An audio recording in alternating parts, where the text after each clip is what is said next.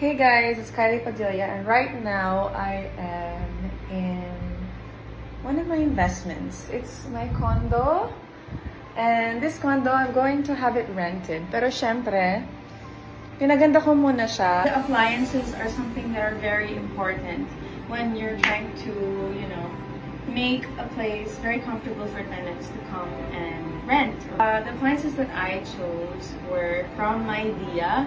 As you guys can see, the size is window type, but it's a split type aircon, as you can see by the top. Ayan po.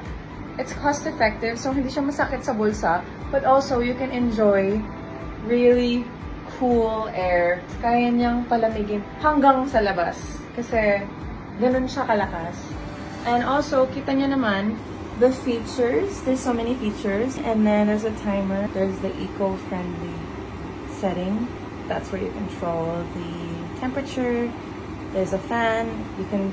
There's sleep mode, so you can time it so that it goes to sleep.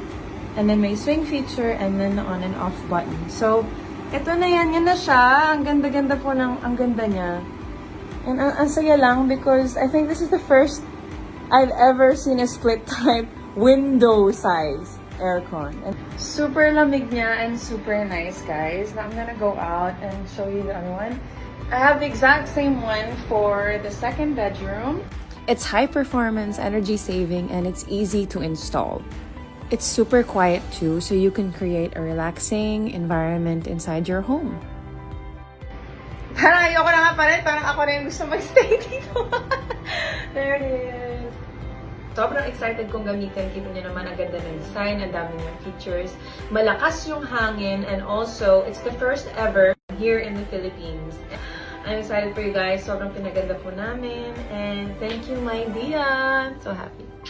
Bye!